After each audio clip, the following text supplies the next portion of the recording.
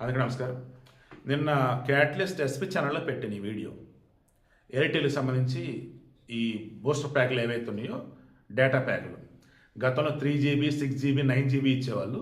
ఇప్పుడు 1GB 2GB 3GB 51కి 101కి 151కి.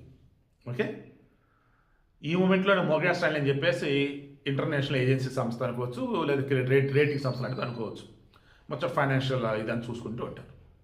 వాళ్ళు ఏకం బాంబు పీల్చి పడేశారు. రేపు ఫస్ట్ ఫైనాన్షియల్ సైకిల్ అంటే ఫైనాన్షియల్ ఇయర్ అన్నప్పుడు ఏప్రిల్ టు మార్చి వరకు, ఇలా మోస్ట్ ప్రాబబ్లీ ఫస్ట్ ఆ క్వార్టర్లోనే ఉండొచ్చు. ఇన్ కేస్ అది మిస్ అయితే మాత్రం సెకండ్ క్వార్టర్లో, మ్యాక్సిమం ఫస్ట్ క్వార్టర్లోనే ఉండొచ్చు అన్నారు. ఏంటిది?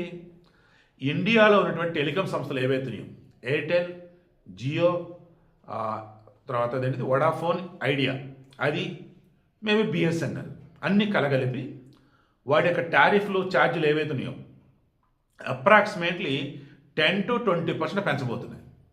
అంటే ఇప్పటి వరకు ₹250 ఉన్నటువంటి ఒక రీఛార్జ్ వచ్చేసి రేపు 300కి వెళ్ళిద్ది. 300 కూడా రీఛార్జ్ వచ్చేసి రేపు చూసుకుంటూ ఉన్నప్పుడు 300 ఈజీగా ₹60కి వెళ్ళిపోయింది. ఇలా చెప్పుకుంటూ పోతే గట్టిగా రీఛార్జ్ ధరలు అయితే పెరిగిపోతున్నాయి.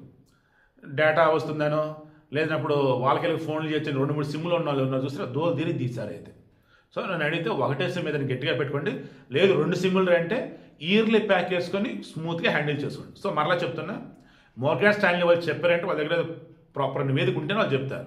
అంటే రాను రోజులలో సెల్ ఫోన్ ఉండి ఎక్కువ సిమ్లు ఉన్న వాళ్ళకి గుయి అనడం ఖాయం. ఈ రీఛార్జ్ ధరలు భారీగా పెంచబోతూ ఉన్నారు. ఒక్కటో వదలంటే అందరూ పెంచుకుంటున్నారు. ఈ మూమెంట్లో బిఎస్ఎన్ఎల్ వాడు వీలైతే కొంచెం రీఛార్జ్ వాళ్ళు తగ్గించు, అంటే టారిఫ్ ఛార్జ్ కొంచెం తగ్గించవచ్చు.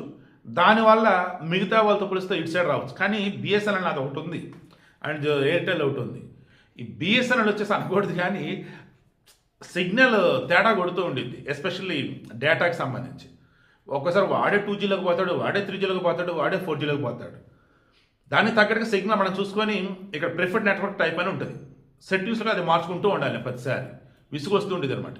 ఇంట్లో ఇక్కడ ఆఫీస్లో ఉన్నాడు కాబట్టి నాకు సరిపోతుంది వైఫై. సరే, విషయం ఏంటి మరి?